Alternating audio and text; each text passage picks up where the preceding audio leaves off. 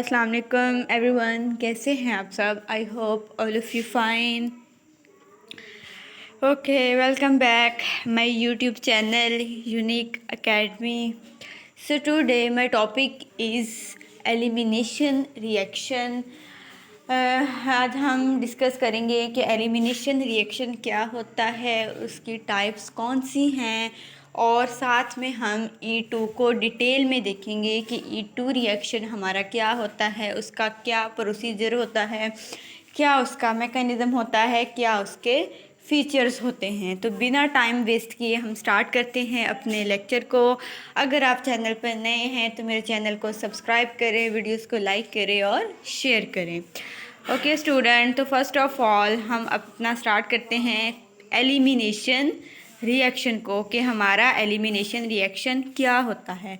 किसी भी मॉलिक्यूल से टू सब्स्टिट्यूट, किसी भी कोई भी हमारे पास कंपाउंड है, मॉलिक्यूल्स है, वहाँ से किसी भी ठीक है कंपाउंड से दो हमारे जो होते हैं, ठीक है हमारे पास कोई भी मॉलिक्यूल है, वहाँ से सब्स्टिट्यूशन होना, ठीक है, विदाउट उस चीज़ के रिप्लेस हम उसको किए बगैर, ठीक है, हम क्या करते हैं कि हमारे पास सब्स्टिट्यूट, हमारे पास ग्रुप्स होते हैं, ठीक है, कोई भी दो ग्रुप्स का, ठीक है, कोई भी एक कंपाउंड है, कोई भी मॉलिक्यूल है, उसमें से टू ग्रुप्स का सब्स्टिट्यूट होना in the presence of base is called elimination reaction.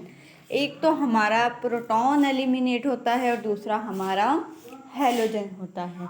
ठीक है, हमारे पास क्या होता है कि इसमें हम इसको कॉमनली बीटा एलिमिनेशन रिएक्शन भी कहते हैं, क्योंकि हमारा जो प्रोटॉन का लॉस होता है वो हम अपने बीटा कार्बन से करते हैं। ठीक है, क्योंकि तो हम जब बीटा कार्बन से प्रोटॉन को लॉस कर रहे हैं, हमारा रिएक्शन ही यहाँ से स्टार्ट हो रहा है कि हमारे पास कोई भी स्टार्टिंग मटेरियल होता है तो उसमें से हाइड्रोजन जो है, हमारा प्रोटॉन है, उसका लॉस होता है, हमारे हेलोजन जो है वो एक्सपेल हो जाता है, वहाँ से एलिमिनेट कर जाता है। तो ठीक है, अब क्योंकि हाइड्रोजन का जो हमारा प्रोटॉन का लॉस हो रहा है वो बीटा कार्बन से होता है, इसलिए इसको हम बीटा एलिमिनेशन रिएक्शन भी कहते हैं।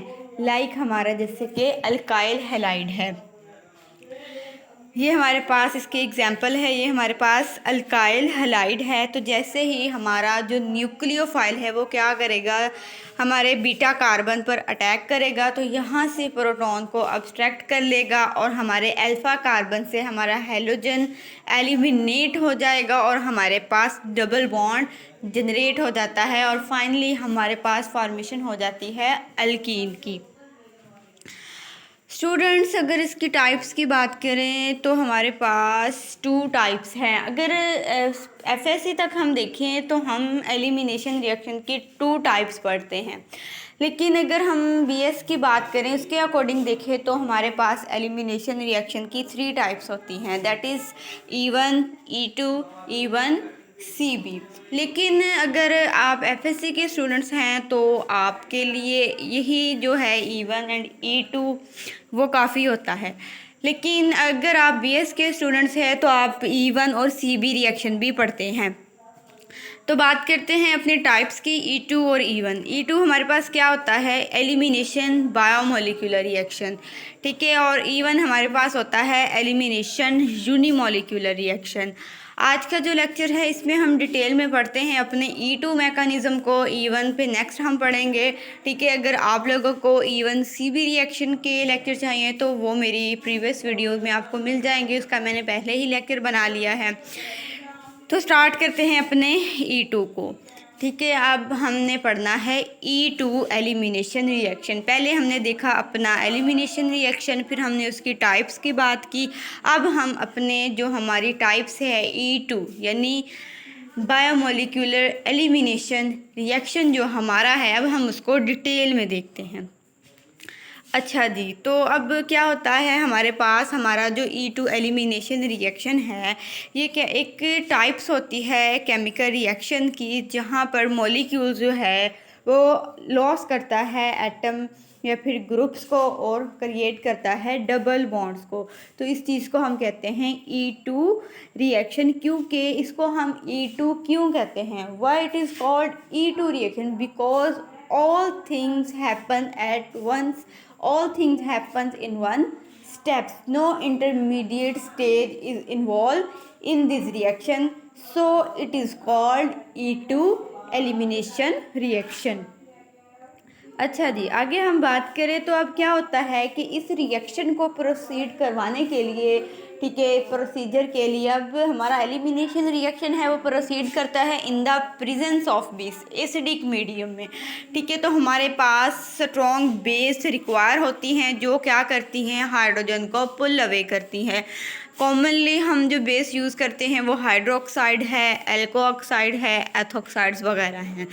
अब इसके रिज़ल्ट में फिर हमारे पास जिस चीज़ की फॉर्मेशन होती है वो हमारा डबल बॉन्ड होता है। ठीक है, 2 कार्बन्स के दरमियान डबल बॉन्ड जनरेट हो जाता है जो टर्न होता है अल्कीन में। अगर इसके रेट रिएक्शन की बात करें स्टूडेंट्स, तो इसका जो रेट रिएक्शन है वो डिपेंड करता है सबस्ट्रेट एंड बेस की कंसंट्रेशन पे। सो टाइपिकली जो इसका ऑर्डर होता है वो सेकंड ऑर्डर रिएक्शन होता है, क्योंकि इसका जो रेट रिएक्शन है वो डिपेंड करता है सबस्ट्रेट पर भी, बेस पर भी। मीन्स की चीज़ हमें बताती है कि हमारे इस रिएक्शन में सबस्ट्रेट भी इन्वॉल्व है और बेस भी इन्वॉल्व है। उसके अलावा हमारे जो प्राइमरी अल्काइल हैलाइड्स होते हैं कॉमनली यूजली वो हमें जो है वो E2 रिएक्शन देते हैं। अच्छा जी, मैकेनिज़्म की अगर हम बात करें तो ये 1 स्टेप का प्रोसेस होता है। इसको हम कंसर्टेड मैकेनिज़्म भी कहते हैं, क्योंकि हमारे पास ऑल थिंग्स जो हैं वो एक ही स्टेप में हो रही होती हैं। एक ही स्टेप में हमारे पास क्या होता है, एक ही स्टेप में हमारे पास प्रोटॉन का रिमूव होता है, एक ही स्टेप में हमारे पास क्या होता है कि लिविंग ग्रुप लीव करता है। ठीक है, तो एक ही ग्रुप में हमारे पास हमारे प्रोडक्ट्स की फॉर्मेशन होती है। So it is also called concerted mechanism because all steps happen at once. अब क्या होता है कि हमारे पास, जैसे कि हम कहें कि हमारे पास अल्काइल हैलाइड का एक मॉलिक्यूल है। ठीक है, तो इसमें क्या होता है कि हमारे पास एक कार्बन के साथ हाइड्रोजन लगा होता है। ठीक है, हमारे पास एक हाइड्रोजन से हम अपने प्रोटॉन को रिमूव करते हैं, तो दूसरा हमारा जो एडजेसेंट कार्बन होता है उसके साथ हमारा लिविंग ग्रुप लगा होता है। ठीक है, लिविंग ग्रुप हमारा हैलोजेंस होते हैं। ठीक है, हम क्लोराइड, फ्लोराइड, आयोडाइड कुछ भी जो है वो लगा सकते हैं। तो क्या होता है कि जैसे ही हमारा जो न्यूक्लियोफाइल है वो बीटा कार्बन पर अटैक करता है हमारा, तो वो क्या होता है कि वो अटैक करता है तो हमारा न्यूक्लियोफाइल है, हमारी बेस है, वो वहाँ से प्रोटॉन को अब्स्ट्रैक्ट कर लेती है और लिविंग ग्रुप जो है वो वहाँ से लीव कर जाता है और हमारे पास जनरेट हो जाता है डबल बॉन्ड। तो ये एक ही स्टेप का हमारे पास प्रोसेस होता है जिसमें अटैक, लिविंग ग्रुप का लीव होना, प्रोटॉन का रिमूव होना, अल्कीन की फॉर्मेशन होना, सब चीज़ें जो हैं वो एक ही स्टेप में हमारी प्रोसीड कर रही होती हैं। ओके स्टूडेंट्स, तो अगर हम इसका मैकेनिज़्म देखें तो स्टूडेंट्स आप देखेंगे हमारे पास अब क्या होता है इसमें कि हमारा जो होता है ना,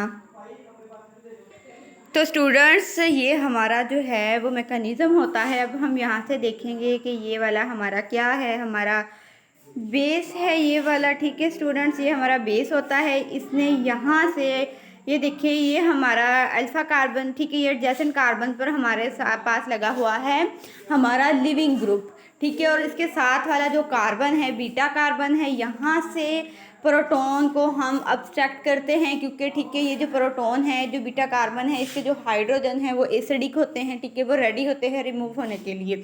अब जैसे ही जो बेस है वो यहाँ पे अटैक करेगी स्टूडेंट्स, तो क्या होगा कि ठीक है अब जो हाइड्रोजन है वो H प्लस की फॉर्म में निकलेगा, अपने जो वो इलेक्ट्रॉन्स होंगे वो यहीं पर छोड़ के जाएगा। ठीक है, अब क्या होगा कि यहाँ से जो कार्बन और हाइड्रोजन का बॉन्ड है वो कार्बन और कार्बन के दरमियान यहाँ से शिफ्ट हो जाता है। ठीक है, अब हम देखेंगे कि यहाँ से ये बॉन्ड जब यहाँ शिफ्ट होगा तो हमारे पास, ठीक है, अब इस कार्बन और हाइड्रोजन के दरमियान, ठीक है, यहाँ से बेस और हाइड्रोजन के दरमियान, बेस ने हाइड्रोजन पे अटैक किया है, बेस और हाइड्रोजन के दरमियान एक बॉन्ड बन ट्रांजिशन स्टेट में। देखें तो ये हमारी ट्रांजिशन स्टेट है ना, तो यहाँ से इस बेस और हाइड्रोजन के दरमियान जो है वो एक डॉटेड लाइन शो कर रही है कि इनके दरमियान बॉन्ड बन रहा है।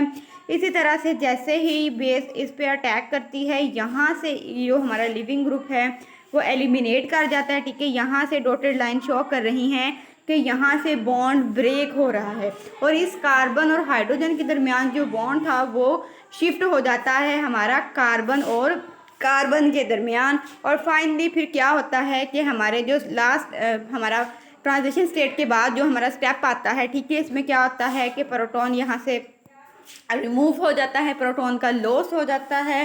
ठीक है, हमारे पास डीप्रोटीनेशन हो जाती है, लिविंग ग्रुप यहाँ से एलिमिनेट कर जाता है और एज अ रिज़ल्ट हमारे पास हमारे डबल बॉन्ड जो है वो जनरेट हो जाता है। हमारे पास हमारे अल्कीन की जो है वो फार्मेशन हो जाती है।